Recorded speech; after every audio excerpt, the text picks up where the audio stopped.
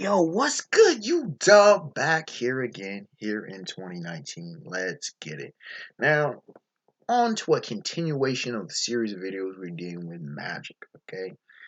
Done two videos already before this one, dealing with an introductory of magic with the K, sorcery, as well as dealt with how magic is viewed in fiction, since this channel predominantly talks about what goes on in fiction. Now, in this video, I'm going to be dealing with the rules. Obviously, you see the title, the rules about magic. Okay, if you're going to decide to deal in magic, if you're going to decide you want to pursue those kind of practices, there are rules to this game, and I always like I hear about youngins doing dumb stuff like messing with the Ouija boards, or people they want to start dealing with root work and all this kind of stuff. They want to learn how to, and I always advise people not to don't mess with it. Most people when they go into magic, I'm always going to put this out here as a disclaimer. Most people go in very selfishly when they deal in magic. You could say that all magical practitioners are by and large selfish with it. Now, some can think of selfish, think of it malign. I don't mean that. Being going for oneself is not inherently a bad thing, because you need to be able to take care of yourself, provide for yourself, and maybe even provide for others. When I say selfish, the reasons they're going for it could be knowledge, power, wealth, you know, it could be to provide for your family. It's still a selfish goal. No doubt about it. As altruistic as it may be, it's a selfish goal. You don't really see people going into magic to be able to help the world. Okay.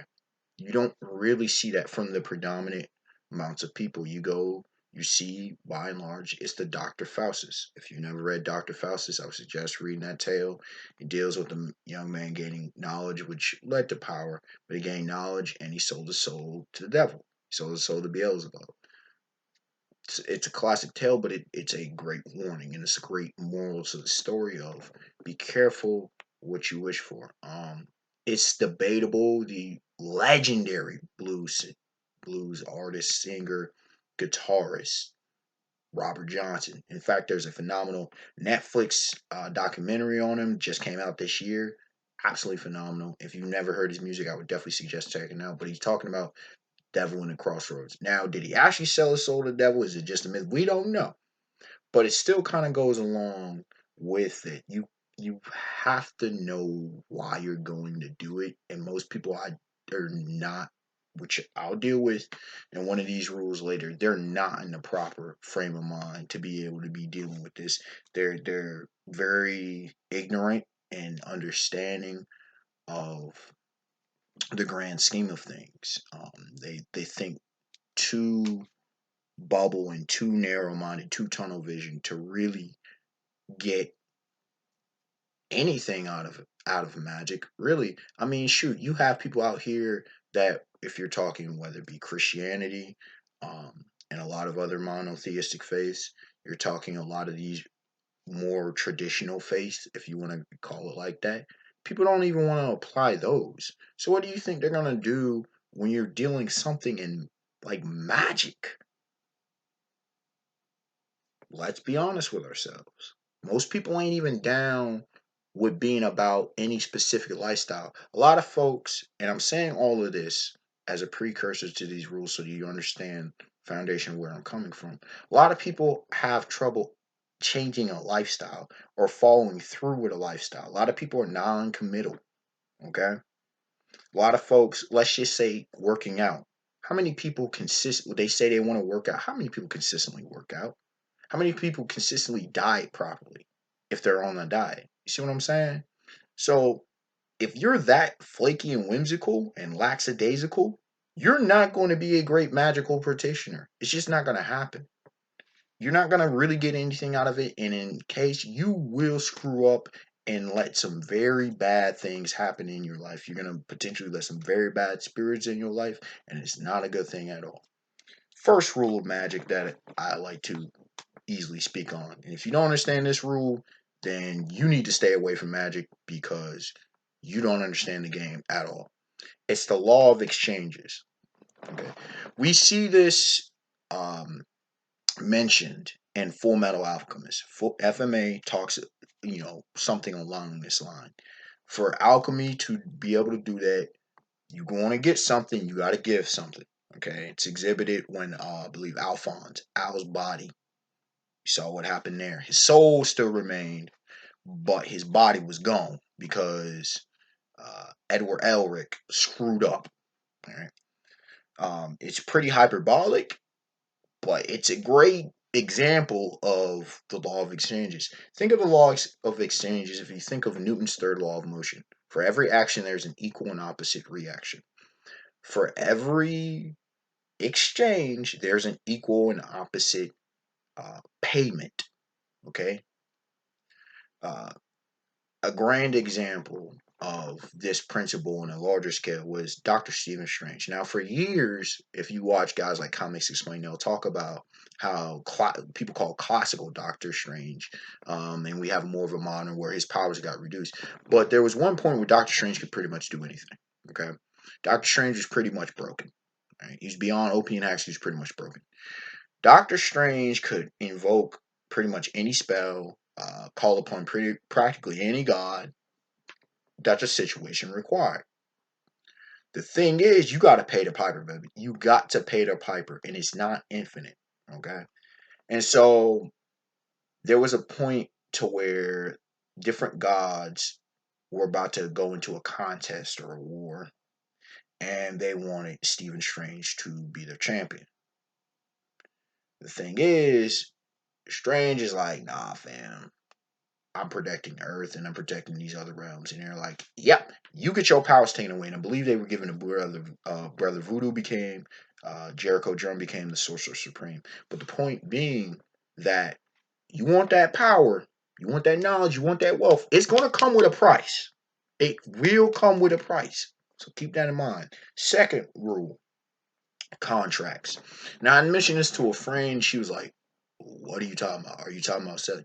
I'm like, oh, goodness. Contracts. Just like you have any other business, right? You sign a contract, you whether it be a verbal agreement or it be a written agreement. When you do business, you deal in contracts. It's the same thing in magic. There's a contractual agreement. Now, some of them may be more on the type of soul selling, if you will. Some of them may be as simple as I'm asking if you do ancestral magic, if you're going into the realm of demonic magic, if you're going into the realm of a different god or goddess, you're making a contract with that entity to be able to get what you're asking for. Pure and simple. If anybody says you're not dealing in contracts, I don't know. That person is leading you down a very dangerous path. You have to take this like business. You have to take this very seriously. You have to realize that you cannot renege on your contract. You have to realize, and if you don't want to use the term contract, agreement, you got to come to an agreement with whatever entity that you're dealing with. Pure and simple. You got to play by the rules. If you don't play by the rules, there will be consequences.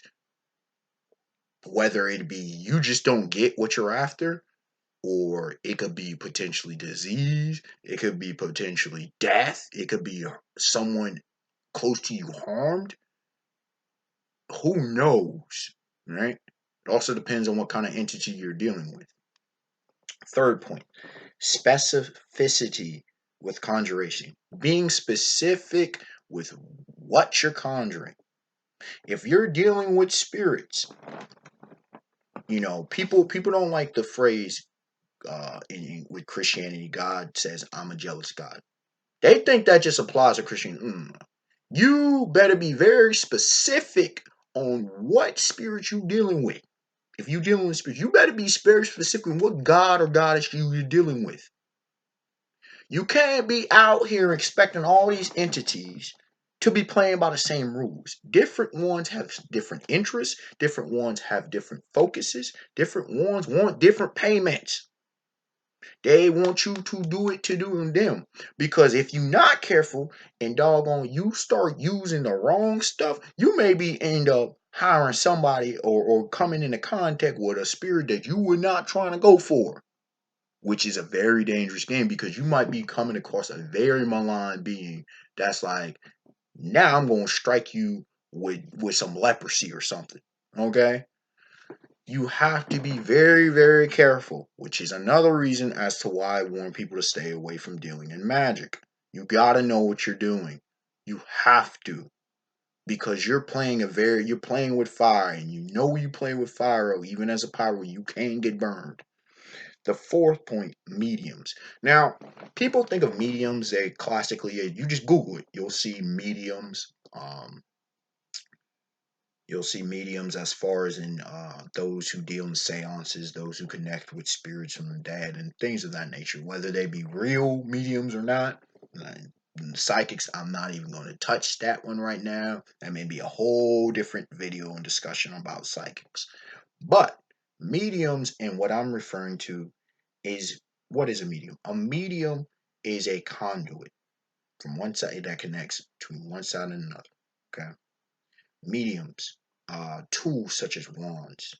Um, Really, mediums you could translate it to being tools. Okay, wands, different potential herbal stuff, different containers, maybe a broom or whatever. Maybe oneself can be a medium.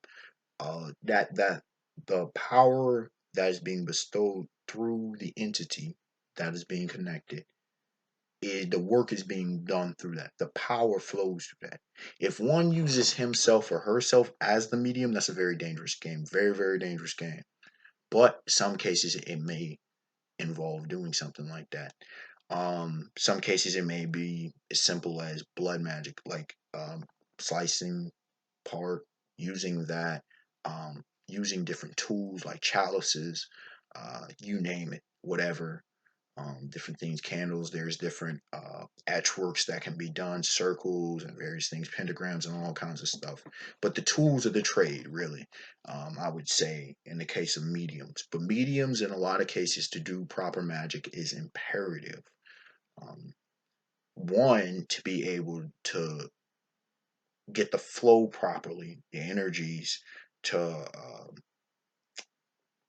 manifest in a controlled manner. Two, to be able to protect oneself. For example, there are certain circles that are drawn and stuff to be able to, in one case, open the doorway as well as to leave other spirits out. Remember, I talked about exclusive. We'll get into exclusivity, but the specificity of the conjuration. Well, you could potentially be conjuring multiple entities, and we ain't trying to do all that. All right. Fifth point. Caution with usage of tools and ingredients. This goes along with what I've been saying for the last couple points. Okay. Be very specific and very careful which herbs, which things you do. You can say, well, it's all of the earth. Different entities don't want the same thing. Different hex magic versus, let's say, a healing magic. Okay. Um, Shoot, I'm trying to think of different ones. Different spells will maybe require certain things. There may be animal sacrifice involved, for example, if you want that. Um, like I said, I talked about different circles and whatnot, candles and various things. Whatever's required, you better have that on point, or else it's just not going to work, or you're going to butcher things, and that's never a good thing. We don't need any mistakes out here. Coming in at number six, I've been talking about exclusivity. Exclusivity with how you practice. Okay. You can't be all out here just be trying to be a whore to the various gods. Yes, I said a whore. Being a slut out here. That's not how this works. That's not how it works. Now you can be like, well, what about a different pantheon? Let me put it this way: if you want something from a specific deity or whatnot, you deal in that deity. You make sure you either continue dealing with that same deity, but if you want to go ahead and cross over, let's say you're polytheistic with it, okay, or you want a different one. Let's say That one is a god of harvest. Okay, and you want to go with the goddess of fertility, then you better make sure your dealings are done with that god of harvest before you start dealing with that goddess of fertility. That's what I'm kind of talking about. Okay, you better make sure, or you better make sure that those guys don't clash and at war with one another. If you're doing some ancestral stuff, you better make sure that ancestor Bobby Dre, all right, ain't at war with ancestor Aunt Jemima, all right, that kind of stuff. Now, some can say I'm off with this one. Okay, dude, just be all liberal out here if you want to. Be all kind of promiscuous if you want to. See what happens. Coming at point number 7. Purpose behind practicing. Be clear minded. Don't be double minded. Don't be uncertain. Don't be coming in here just thinking, oh, I think I want. No, you better make sure you know what you want. And you better make sure you have the tools of the trade and everything. You are gung ho. Don't come in here thinking you just gonna be like, well, magic sounds like a good idea. I think I wanted to. No, you made me inviting stuff into your house, haunted houses and stuff. Why do you think that stuff happens? Because people are all out here just be like, well, my mama was practiced. That's not how it works. All right. Well, I kind of wanted, him to fall in love with me. And what happens? You'll break up. I want to get rich. There are ways to gain wealth and riches. Okay, without having to resort to magic. Right? Hard work, proper plan, luck and timing, getting a specific business, gaining knowledge and experience. There are ways to do this without resorting to magic for them. Okay, is what I'm saying. But if you're going to go that, make sure you know that that is exactly what you want. Because you could potentially have spirits prey on your foolishness, preying on your mind. Okay. Some of this mental illness and stuff is because people's minds are not right. And they open themselves up. Even without using magic, they'll open themselves up to potential demonic forces or to other spirits and such to mess with them. Okay? You have to be very, very careful. Very, very careful. Coming in at number 8, purity of body, mind, spirit, and soul. Now, this will sound like what you'll hear from a lot of faiths. Okay? And it's true. Don't think that magic is any like if you believe you want to get in magic because you want to step away from a lot of faiths, well, guess what, buddy? Guess what, brother, sister? That's not how it works. Dealing in a lot of magics, you're dealing in faiths. Same game.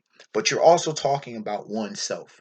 The body, mind, spirit, and soul. Now I break it down. Some people just say body, mind, soul, but I break it down body, the literal physical body, the mind, your consciousness. Now you can say that the spirit and soul are connected with the mind. They're all connected. But the way I say it is that the soul is one's essence. The essence of one that will translate if you go and talk about afterlife, all that.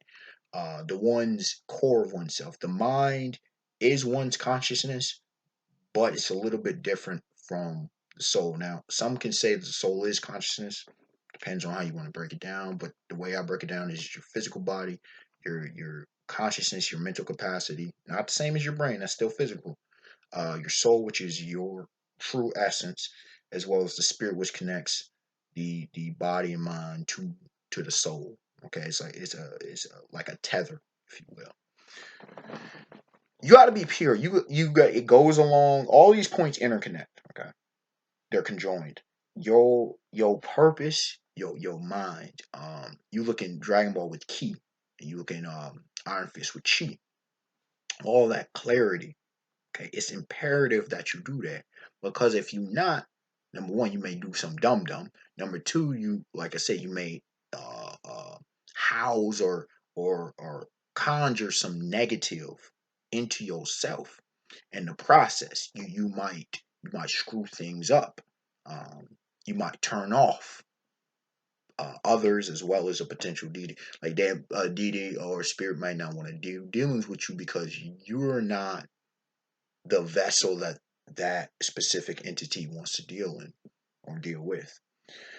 Coming in at number 9, true faith versus dabbling in double-mindedness. Now you see this in all kinds of faiths and whatnot. Now, faith, a lot of people, there's a reason there's something called blind faith. Okay, blind faith is just trusting in something without question. Trust, faith is truly trust. It's learning to truly, you know, put confidence that someone or something will do what it says or is supposed to do.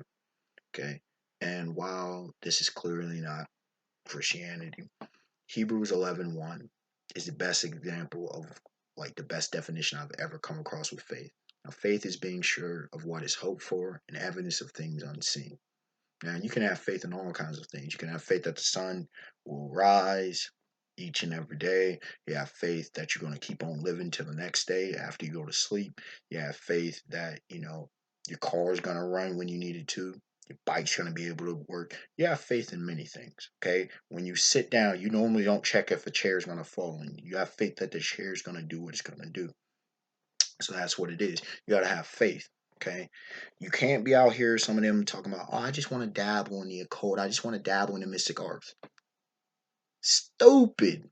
No, that's not. Number one, you're not going to get anything out of it. Number two, you can potentially screw things up. And again, like I was talking about earlier, double-mindedness. You can't be thinking, I want to do something, and then no, I don't really want to do something. Like a person who's on a wave on the seashore, just here and there, just going with the wind. No, your mind has to be certain that this is what you want to do, this is what you're after, and you're willing to do what it takes to get it done. Okay? Certainty, clarity of mind is imperative in all things in life. And last but certainly not least, experience matters. Don't be out here thinking it's just like with gaming, okay? If you're a level 10, don't expect to be able to beat a level 80, okay? If you're out here in a sport and you just started it a year ago, don't think you're going to be professional level. That's very unlikely that that's what's going to happen, all right? If you're out here, in anything that you do, and you a rookie to the game, don't think you can be out here casting the most complex spells. All right, thinking you John Constantine in this piece, and you Doctor Stephen Strange, right? That you a brother voodoo. Don't be out here thinking that you one of these great sages and mages who can just cast anything, can conjure anything. Number one, you don't have the knowledge. Number two, you haven't had the experience to learn what and what not to do. And number three, some of these spirits may not even recognize you as legitimate. They're like, who is this? Whose man's is this? You have to recognize what level you're at. What level you're at. And also, it's like not knowing how to swim and jumping into 12 to 20 feet of water. Stupid. All right. Unexpected one to like, comment, subscribe. Tell me your thoughts about this. And there will be more magic to come, more magical discussion to come. Let me know if there's any specific subjects that you want me to discuss, and I will do my best to get that for you and get that to you. All right, y'all. Have a beautiful day, beautiful night. Peace.